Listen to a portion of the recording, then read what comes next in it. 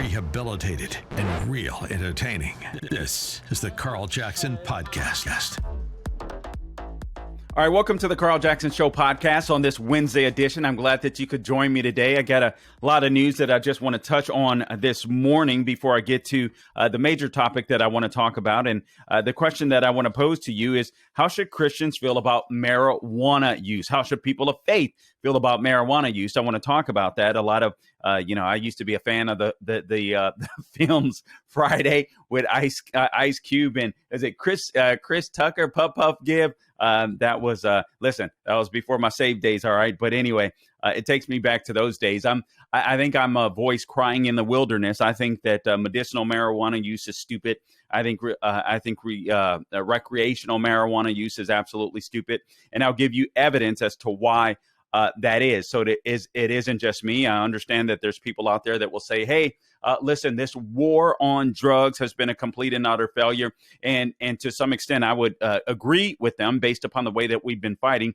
But the best way to fight the war on drugs, if you will, is to seal our borders. I will tie that together. I talked about this last night on the Officer Tatum show. I hope you were able to catch that. I'll be back on for him on Thursday and Friday. So anyway, hopefully you'll be able to catch that show as well. But how strong the Mexican cartels are growing because of the human smuggling that's going on, all these foreign nationals that are paying them buku money. It's absolutely insane. So if we close our borders, I think we'll do a better job of making sure that we don't have serious drug problems in the United States. Obviously, we'll never be able to overcome that, but I do think we'll be able to reduce drug crime. I think we'll be able to reduce drug addiction, actually, is what I'm more concerned about if we simply close our borders. But first, let me get to some news that I wanted to share. Plenty of stuff going on today, plenty of stuff in the headlines, and there was plenty of stuff, research that I had yesterday that I never got to on the Officer Tatum show. Forgotten Man had printed out so much stuff for me to check out, as well as I print out my own stuff. I do my own research. I love doing research. Forgotten Man is a beast when it comes to this stuff. So he prints out even more stuff to kind of tie into the things that I want to talk about. And it's always fascinating. Here's something that I just think is very important. It seems small, but it's very important. A Gallup poll shows that there's a new low in media trust. Well, Carl, of course, fake news, right? Yeah, but I think this is a very important story because I think people are searching for alternative media. I think that is a great sign for people like myself, for people that are in alternative media. But also, I think it's a bad sign because I don't know how you fix this media problem, this mainstream media problem where so many lefties, if you will, won't admit that they're lefties on TV, and they're trying to pretend as if they're giving, they're objective journalists, right? Just trying to get to the truth. Even online, the distrust is just strong. This is from Washington Examiner. The latest sign, Gallup revealed Tuesday that the percentage of people who have, quote, no trust in journalism outpaces a great deal, fair amount, quote unquote, for the first time ever. Just 7% of Americans have a great deal of trust and confidence in the media, and 27% have a fair amount. When you have the media that are no longer the watchdogs of big government, but are the lapdogs, I think I think that's a serious problem. That poses a serious problem. What if there's serious stories that come down the pike that the media is reporting on and no one believes them? Let's say like COVID, right? I mean, no one believes the medical industry, the science industry, or what have you anymore after the debacle of COVID. This is very bad news. This is sad news, honestly, to me. It goes on to say, meanwhile, 28% of U.S. adults say they do not have very much confidence, and 38% have none at all in the newspapers, TV, and radio. Notably, this is the first time that the percentage of Americans with no trust at all in the media is higher than the percentage with a great deal or a fair amount combined. Multiple studies over the last few years have shown that more viewers are turning to social media outlets for their news, but in many, they admit that they don't trust those sources either. Overall, the 34% who say that they trust the media to, quote, fully, accurately, and fairly, close quote, report the news is the second lowest ever. The lowest was in 2016 when it was down to 32%. So this doesn't bode well for the media. I think this is a bad sign a bad sign for mainstream media. I do think this is a good sign for us, but I think it's bad overall in that Americans should be able to trust that when they tune in to their news sources, I don't care if it's local news, national news, online news services, they're getting the best news possible. Or if it's opinionated, like my show is, admit that you're opinionated. And I think that's a big problem as well. Here's some good news. The majority of Americans had tipped just the news. The majority of Americans are opposed to moving towards socialism. I think that's very good. A majority of Americans oppose the national shift away from capitalism and toward socialism. A recent survey revealed overall 60% of registered voters opposed such a shift, while 32% support it. And those people that say they support it, when their incomes are getting completely gaffled, they wouldn't support it. This, according to a recent Fox News poll, that position tended to trend along partisan lines. 83% of Republicans oppose it. It should be 100% of Republicans. That's insane. 63% of independents and 35% of Democrats disinclined toward moving towards socialism. So 63% of independents, that doesn't bode well for the Democrat Party. A majority of Democrats, however, 53% saw a shift in that direction as a positive move. That's simply because they don't know what socialism is. I mean, seriously, if you've been educated in these government schools over the last generation, I doubt that they even know what socialism is. Moreover, 54% of voters said they believe the country was trending in that direction, while just 38% said it was not. Okay, so we definitely are. So those that said we were not, you're cray-cray. We're definitely going in that direction, right? I mean, where we have central control of the where government is the central control center, if you will, of our economy. That's the way we're moving. And in these idiotic corporations, these major corporations, many of which are fascist, this public partner relationship with them, they're helping make that transition possible. But I do have some good news on that front as well that is very, very positive in my mind. Here's another story that I think is just fascinating. We should be aware of. This was on the tip sheet this morning. China is recruiting former British Air Force pilots for training. Yikes. Apparently, they've been training them buttloads of money. Several of them, I think the number was over 30, if I recall correctly. China, let me just read this. China's military is headhunting ex-British. It's headhunting ex-British Air Force pilots for their training skills and expertise. And the UK government is working to stop it. The UK's Ministry of Defense said Tuesday some 30 former British military pilots are believed to have gone to work for China to train personnel in its People's Liberation Army. Guys, I do believe this. If we're going to be allies with these European nations, we need to come to some type of agreement that we're not going to work to strengthen the Chinese Communist Party in any way, shape, or form. I mean, these people have to get this stuff under control. That's why I do believe that Trump did it best. Listen, man, we need to start working with nations on a one-on-one basis.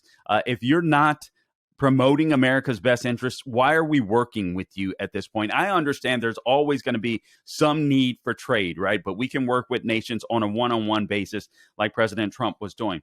All right, now here's some other news from China that I think is really, really important. Communist China cuts off Europe from its natural gas supplies. Okay, you idiots. This is why you don't buy into the green, the climate change hoax. Because this is exactly what will happen to you. So all of you guys that were scared of this existential threat to the earth by climate change, well, guess what? And people are going to die. Well, here's the real existential threat. Cutting people off from natural gases, cutting people off from fossil fuels. You know how many people are probably going to die in Europe as a result of their asinine policies, against fossil fuel, their war on fossil fuels? How many people in the United States may as well? I mean, it's absolutely insane. We are shooting ourselves on the foot. All of the predictions that these climate change cultists have over 100 years, we did everything they want, absolutely bow down to these fools. Then they say, based upon models, right, 100 years off, because nobody knows the weather 100 years off, the little liars. And that should be common sense for people. But 100 years off will change the temperature by, what is it, 1/10 of a degree? I mean, it's insane how we're destroying. This is all about control. Make no mistake about it. This is all about control. The left wants to get rid of your freedom, your ability to be able to get in your car, drive wherever you want, whenever you want. This is all about control. What the left wants to do is they want to put you in the EVs, make you feel good about yourself, even though EVs cause more damage to the planet with all of the digging that they have to do on top of the child slavery that's involved in the Congo. And the cobalt, the lithium, the manganese, all of this stuff that's involved in making these EV batteries. It's a complete and utter joke. They are worse for the environment. Yes, they run clean while they're on the road, but now we know they'll blow up if salt water erodes the batteries. This is what we were experiencing here in Florida. But the communist China is cutting off Europe from its natural gas pipeline. Hat tip Breitbart. The communist government in Beijing has reportedly told state-owned energy importing companies to cease reselling supplies of natural gas to the energy-strapped European nations and others to shore up domestic stocks before the winter months. Man, did not Trump tell these idiots that they are going to regret being in bed with Russia? Well, this is an extension of the European Union being in bed with Russia when they should have been digging and making sure that they were working with us as far as getting their natural gas, their fossil fuels, all that kind of stuff supplied by us or through themselves. It says further complicating the situation for the EU ahead of what is spelling to be a cold and difficult winter. The Chinese Communist Party's National Development and Reform Commission has reportedly told state-owned energy giants CNOOC, or PetroChina, and Sinopec to halt shipments of liquefied natural gas to foreign buyers in Europe and Asia. Bloomberg reported this on Monday. China, which is a net importer of natural gas, remember they had to get their gas from Russia, has eagerly scooped up excess Russian gas since the war in Ukraine has seen a reduced payload sent to Europe. With the domestic economy faltering under persistent Wuhan virus lockdowns in order to comply with Beijing's zero COVID agenda and therefore reduced manufacturing production. The communist nation began building up an excess of liquefied natural gas, with the vast majority of supplies coming from Russia. This is hilarious. So these idiots in the European Union cut off their supply. They wanted to go green. So they stopped drilling, fracking, whatever they were doing. They would stop getting oil from us at the levels that they were because they want to go green. But they're reliant on Russia in order to go green. They cut Russia off, right? So Russia sells oil to China at a reduced rate. Now China has an excess, so they're selling it back to the EU. And now they're saying they're going to halt the sales. Why? Because they got to protect themselves. This is hilarious. When you go green, you go dead, I guess. I don't know. This is insane. I hope that people will wake up to this. I hope more Americans will start fighting back against this green energy nonsense because it is literally killing people globally, and it's a hoax. It is a complete and utter hoax to gain control over you. I want you to understand that. Former Democrat Congresswoman and former presidential candidate, Tulsi Gabbard was in Arizona stumping for Kari Lake. The left is completely terrified of Kari Lake. And I give Tulsi Gabbard credit.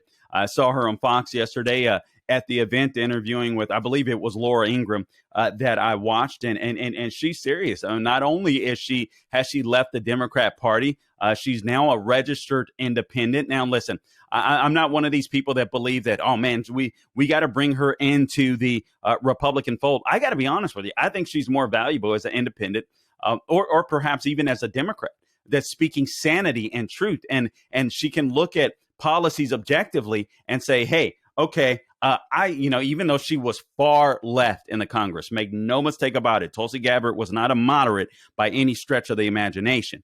But what she does believe in is she believes in the Constitution. And I'll take someone that's left to center as long as they believe in the Constitution and my right to be able to express my views as well. And people that are willing to have a debate in the public square. If you're for that, I'm for that. Tulsi Gabbard is for that. She was bashing Katie Hobbs because Katie Hobbs refused to to debate the gubernatorial candidate, Kari Lake. And she thinks that's important. I think that's important. We should all think that's important. If you believe that your views are better for the American public, you should be willing to get on stage and debate your opponent and let the voters decide. Hobbs isn't willing to do that. Many Democrats, such as Fetterman, are not willing to do that.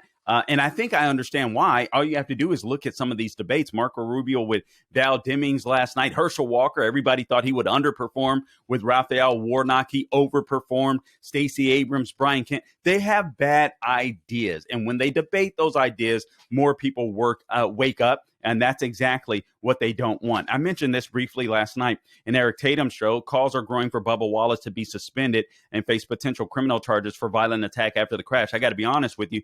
This was mixed up in my big stack of brilliance. So I didn't see this particular article printed out by the Forgotten Man until afterwards. But I had come to the same conclusion. I really would like to know why Bubba Wallace why there weren't criminal charges pressed against him. We watched this guy assault a man on national television, and then he has the audacity to give a half-hearted apology. I want to know why he wasn't cuffed. I want to know why he wasn't booked. I want to know why he gets special treatment. Is it because he's black or half black? Is it because he's an elite? Is it because NASCAR is concerned to do anything? Is it because police officers are scared? Everyone is still scared of this racism tag. Listen, you're going to be called a racist as long as you promote freedom, as long as you promote the rule of law, as long as you vote conservative, as long as you're a patriot, as long as you believe in the Constitution, you're going to be called a racist. So just embrace it and do your job. The guy should be arrested, in my opinion.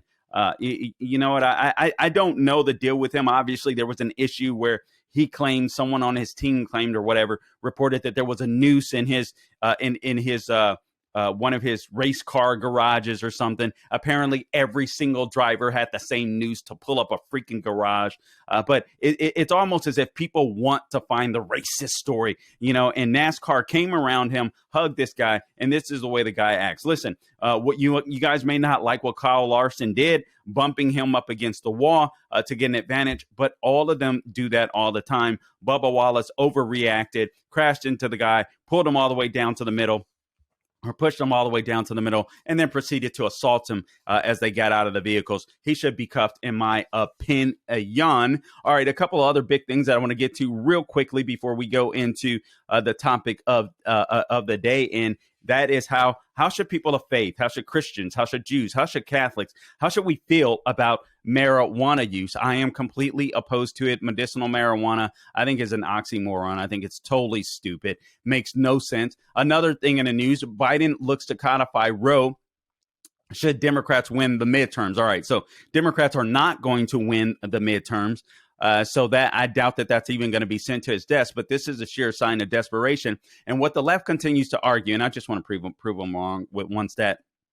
What the left continues to argue is that the majority of Americans support abortion at any time of a pregnancy, apparently. That's the lie coming from the Democrat Party today. Okay, so Hat Tip Daily Signal. According to May 2022 CBS poll, just 17% of Americans say they think abortion should be legal at any point in pregnancy. Just 17%, folks. Not the vast majority of Americans, like the Democrats often claim. Also, a Pew Research poll shows that a similar finding that 19% of Americans say they believe abortion should be legal in all cases. Well, I believe those people are absolutely insane and they need some prayer. But nonetheless, it's a complete lie that the vast majority of Americans are willing to accept abortion at any time. The numbers are complete opposite. The vast majority of Americans believe that there should be some limitation to abortion.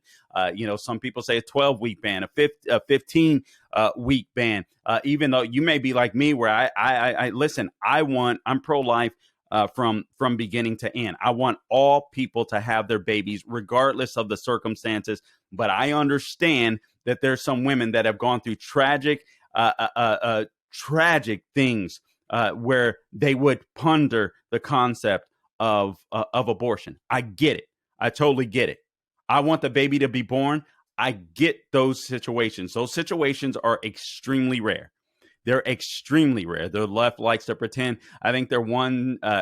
Listen, I could be slightly off on this, but I want to say that it's like 1% of the cases out there, maybe as high as 3%. I've read in the past, which listen, would be tragic. But actually, I think it was closer to 1%, if I recall correctly. But anyway, suffice it to say,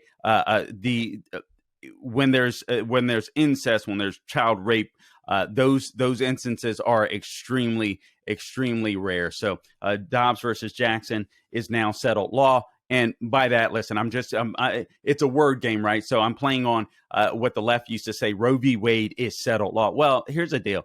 All of these arguments go back to the states. So essentially, women have more power because now they can get involved in their political system if they want, and they can fight. If they want to kill babies, they can fight to kill babies. I'm not down for that. White House reportedly asked Dem mayor not to declare emergency as migrant crossings set records. The White House is pressuring the El Paso, Texas officials not to declare a state of emergency in the face of mass illegal immigration.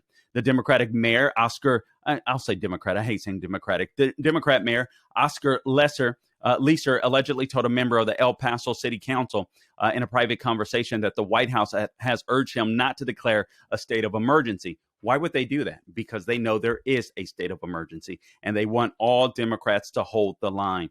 They know that what's happening at the border is absolutely criminal. It's absolutely dangerous. I spoke to you last night about the Mexican cartels and how they're growing so powerful between cash on hand, between military weaponry. They're corrupting some of the Mexican military, and there is a legitimate concern that if these borders stay wide open, they will be so immersed with cash flow and with military-style weaponry. I mean, including drones that can drop bombs on their other enemies, of other cartels. They're building tanks. It's insane. These cartels are getting so powerful because they have so much money. So much money. It's insane. If they overtake the central government, because they could potentially, if their weaponry and their cash keeps building up, they can bribe military officials, which they have been doing. And military officials have sold them equipment that they've been able to bribe, corrupt military officials. What if the military decides, or the cartels take over the military, and then the cartels say, you know what? We're strong enough to take over the central government of Mexico. So the United States is going to have to deal with us now. And you guys get over 200 million barrels of oil from us every year, the United States. Well, now you're going to have to come to the Mexican cartels to see if you'll get your oil. We also trade auto parts with them. Even more reason, it's a huge auto part export business that Mexico has with us. So even more reason for us to manufacture as many things as we can right here within our own borders and to make sure that we seal up that border. All right, now, the topic at hand that I really wanted to get to, 14 ways marijuana harms users. This from the Daily Signal, and I was so glad. This is very, very thorough. I'm going to try to go through this as quickly as I can, but you guys know that Joe Biden pardoned a few thousand people that were convicted of marijuana possession on October 6th when he announced a process that could, quote, expeditiously, close quote, remove all federal barriers to medicinal marijuana nationwide. Guys, I don't think there's anything such thing as medicinal marijuana. I think the people that say so are lying. There's plenty of evidence here. Honestly, you have to be stuck in your opinion in order to say marijuana is good for people. You just want to be right.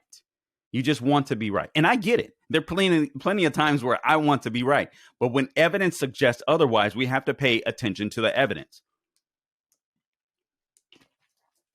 So here's the evidence.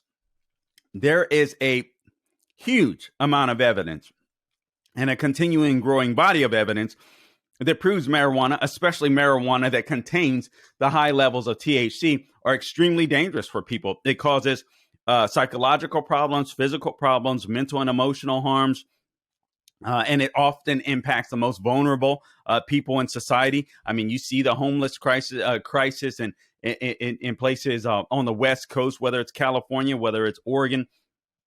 Whether it's Oregon, Portland, whether it's or Portland, Oregon, Seattle, Washington, you see what it does. Here's a quote from Biden in the video when he announced the pardon. The federal government currently classifies marijuana as a Schedule I substance, close quote, under the Controlled Substances Act. He goes on to say the same as heroin and LSD and more serious than fentanyl. It makes no sense. Well, Biden, you don't make sense. And I'll explain to you why this doesn't make sense shortly.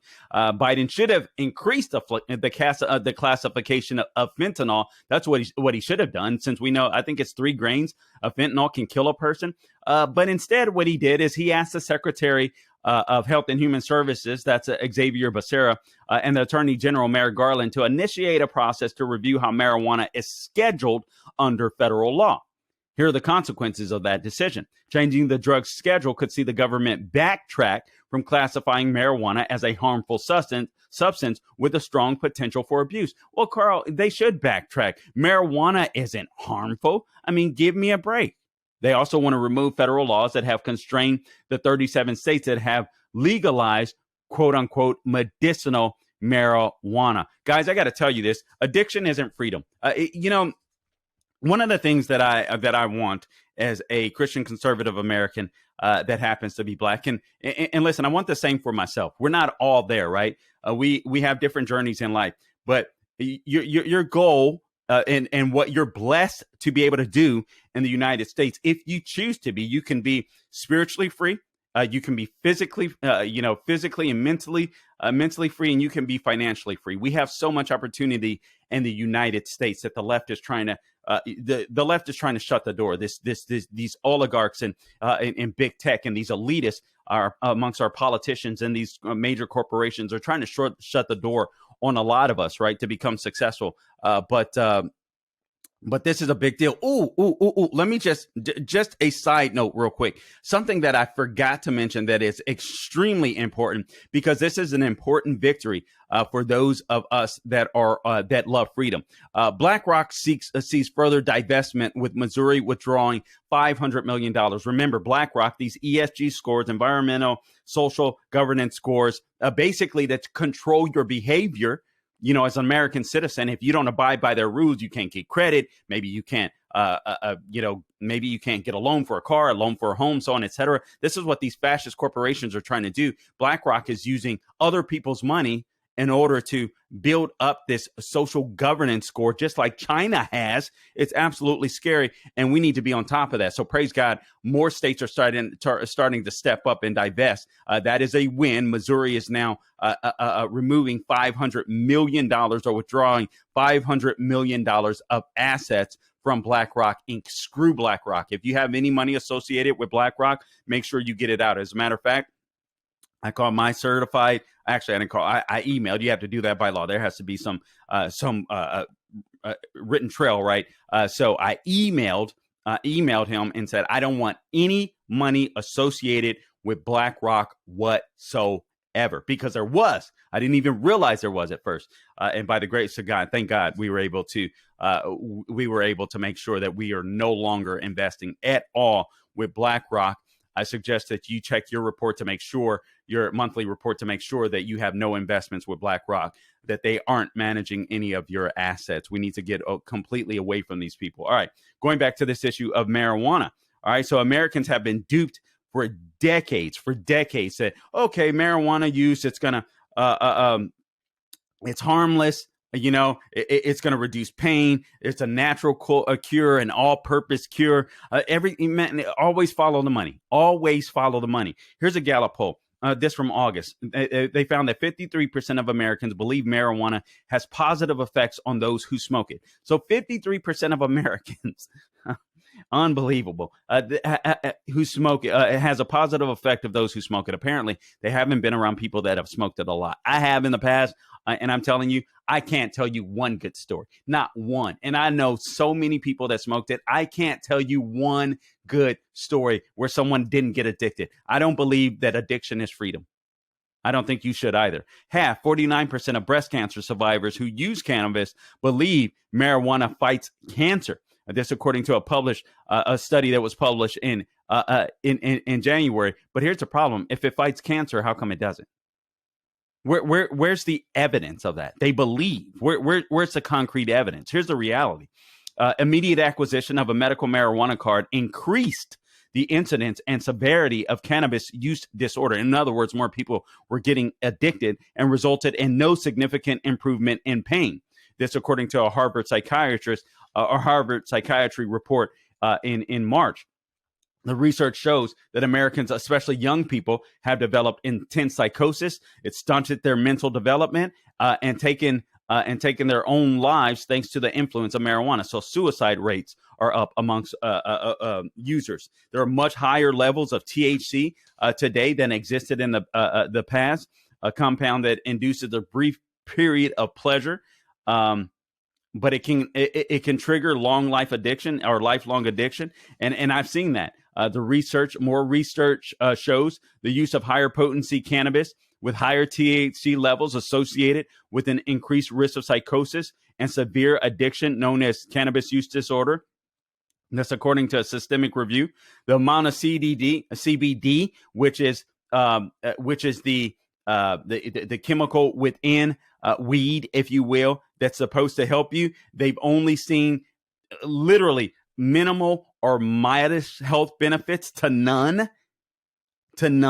So, but still, even so, with a more modern, if you will, weed or cannabis, if you will, the levels of CBD has significantly decreased in the marijuana that we see today, while the level of THC contents have exponentially increased. As a matter of fact, THC content in the 1960s, when you had the hippies going around smoking it, was about 2% in the 1960s. Today, it's as high as 95% THC. Now, as far as pain management is concerned with THC, some have associated low potency, 5% THC with pain management. The vast majority of products in all states, including medical-only programs, contain THC, quote unquote, at 3 times that level. Academic researchers rediscovered in 2020 the problem is only likely to worsen, as a Gallup poll recently revealed more Americans smoke marijuana than regular cigarettes. So here's a huge amount of science that shows marijuana harms its users in the following ways. And I'll go over these as quickly as possible. Number 1, psychosis, schizophrenia, and severe mental illness. I'll get into some of these. Depression and suicidal thoughts. Number 2, high anxiety. Number 3, cannabis use disorder, which we mentioned. Number 4, memory loss, poor executive decision-making skills, and verbal learning. Number 3, a lower IQ. Guys, all of these things, these 14 things, are backed up by actual research. And I know, see, this is the problem with the medical industry or the health industry destroying their credibility with this COVID nonsense, because now when stuff like this comes out, where there's been legitimate research, right, where no one was politicizing it per se, again, 53% of Americans agree that it has some benefits. So that tells you that people of all backgrounds believe that medical marijuana has some benefits, but it's complete and utter lie. Complete and utter lie. Other things associated with marijuana use: severe vomiting, fetal development issues, increased risk of heart attacks, bronchitis, emphysema, and lung damage, more ER visits and hospitalizations, shorter life expectancy, a lower income, worse relationships, and more prone to suffer physical abuse. Number 14, participation in human trafficking, slavery. Oh, yeah. China is in on the business. China. Same people that are sending fentanyl here to the United States to kill us. Yeah, they're in on the medicinal marijuana business. I wonder why. While they're focused on education, building up engineers in China, while they're focused on strengthening their economy and strengthening their military, they're sending us cannabis and fentanyl. I wonder why. I wonder what the Chinese people know that freaking 53% of Americans don't know. Insane. I've even heard conservatives argue. This is insane. Insane. All right, let's go through some of these, because I want to share. Actually, let me share this first. How should Christians feel about marijuana? What should a Christian think about this? What should a person of faith think about this? This guy makes a compelling argument, and I'll add my own 2 cents to it. God created the human race, he says, in his own image and likeness. The great scientist Johannes Kepler once observed humanity strives to, quote, think God's thoughts after him, close quote. Whether medicinal or recreational marijuana use renders it impossible for the user to engage the full power of his or her God-given intellect. You think the Bible wants you to squash your intellect, your ability to be able to think clearly? It impedes the higher functions of wise decision making. It harms the body. which scripture tells us is the temple of the Holy Spirit and shortens the number of years that disciples have to serve Christ on earth. So you really think Christians should be for weed? I've had a Christian group email me telling me to, or asking me to have them on or support them or something. This was years ago. And I was like, are you crazy? But their argument was like, listen, God created weed, right? People in the biblical era smoked weed. So we should. God gave this to us to enjoy. It helps us, so on, etc. Well, we also know of the story of the tree of knowledge of good and evil. Was that a good thing? All right. God gave Adam and Eve that too. And they screwed up by disobeying him and partaking of it. I mean, people, just freaking think. Just freaking think. It's amazing to me when Christians buy into worldly arguments. It frustrates the crap out of me, as you can tell. All right. So the Bible tells us that mankind should have dominion over the plants of the earth, not become prey to them, not become victims to them. Intoxication creates problems of its own. The Apostle Paul classifies drunkenness alongside murder and witchcraft as a work of the flesh, as contrasted to the fruits of the Spirit in Galatians 5:18 through 23. We escape. Christians or people of faith that want to escape reality instead of improving it. This is something that we should not be for. You should, as a person of faith, you should want to improve the conditions of society, not escape them, not try to dull the pain, face the pain, get past the hurdle, give credit to God. Charles Spurgeon said this: the man who is all aglow with love to Jesus finds little need for amusement. He has no time for trifling. He is dead in earnest to save souls and establish the truth and enlarge the kingdom of his Lord. The Apostle Paul said this: stand fast, therefore, in liberty, the liberty wherewith Christ hath made us free, and be not entangled again with the yoke of bondage. Marijuana use is bondage. People grow, even medicinal people that have use it for medicinal purposes. There's a bondage. There's an addiction associated with it. Let me just go through a few of these. A few of the 14 that I mentioned: psychosis, schizophrenia, and severe mental illness. So shortly after Colorado legalized recreational marijuana, addiction psychiatrist Dr. Libby Steit said she began, quote, seeing people with the worst psychosis symptoms that I have ever seen and the worst delusions I have ever seen, close quote.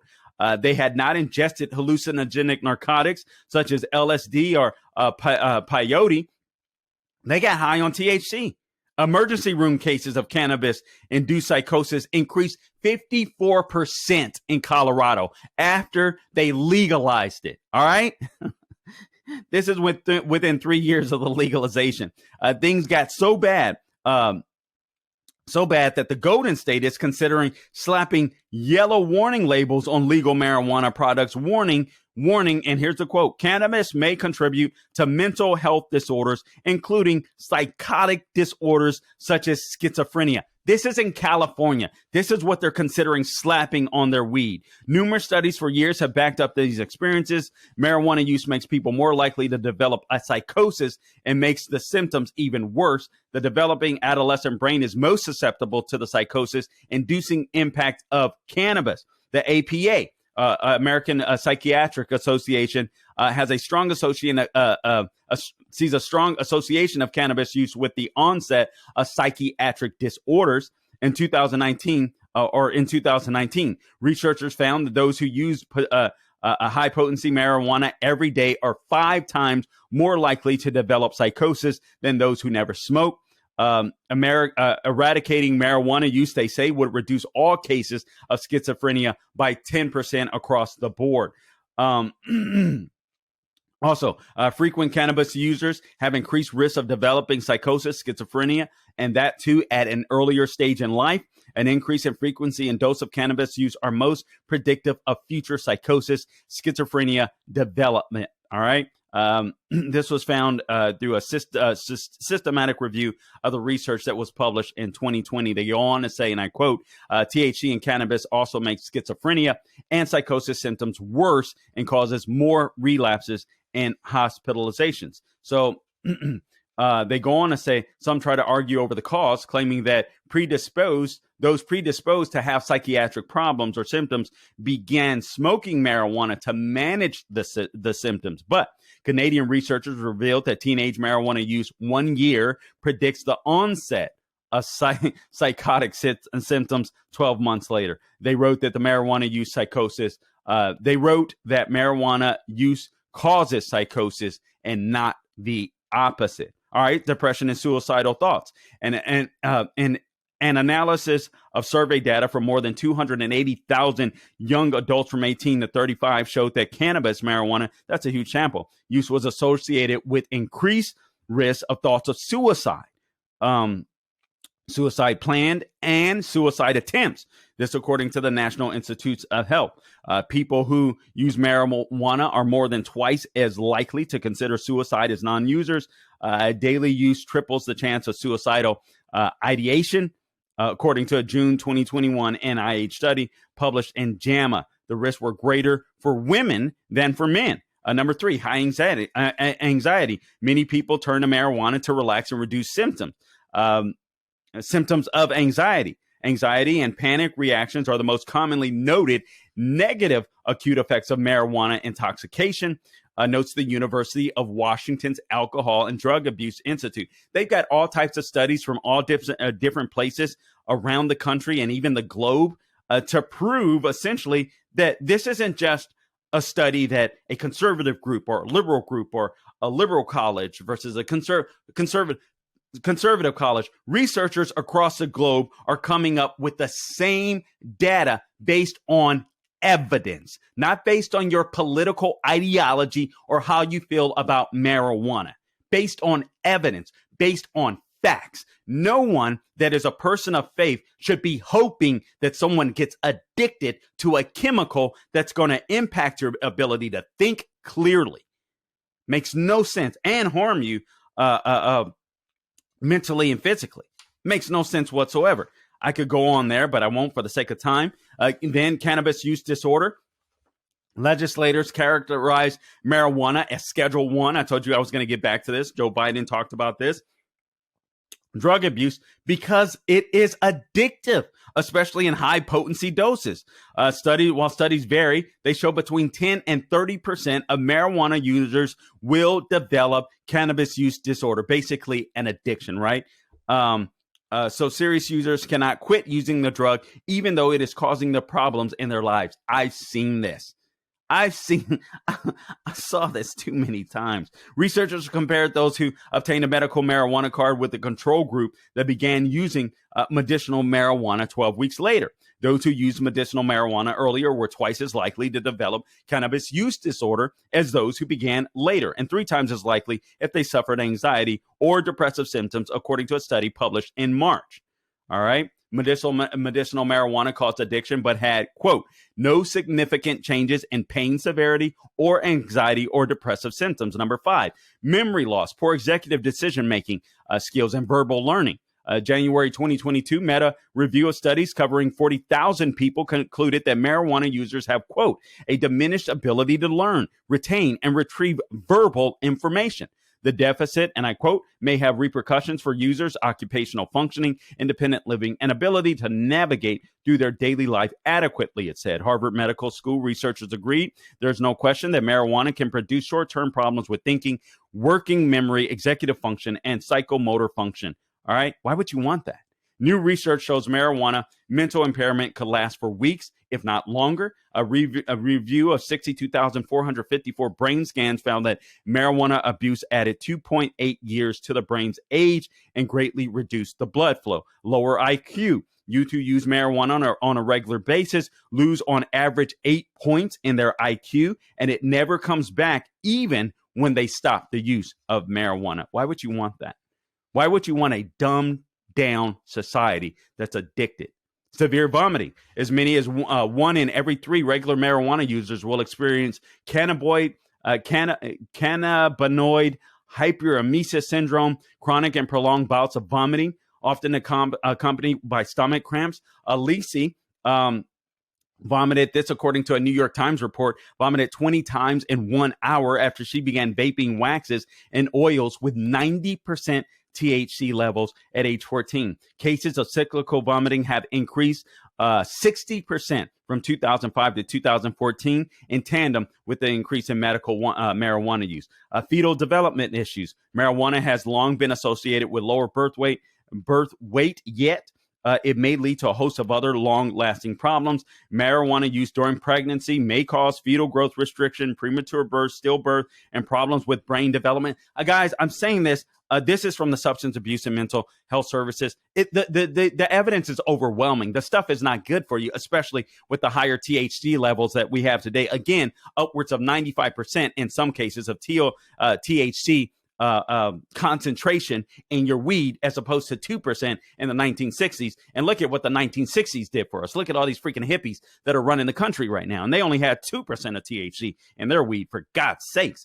Increased risk of heart attacks. Monthly marijuana users had a higher chance of having a heart attack and were more likely to have a heart attack before the age of 50. That was conducted by a Stanford medical group. Bronchitis, emphysema, and lung damage. Smoked marijuana, regardless of how it is smoked, smoke can harm lung tissues and cause scarring and damage to small blood vessels. This is insane. Now, they do admit that smoking marijuana can, although it leads to the greater risk of bronchitis, cough, and mucus production, they have seen that fall off when smokers quit.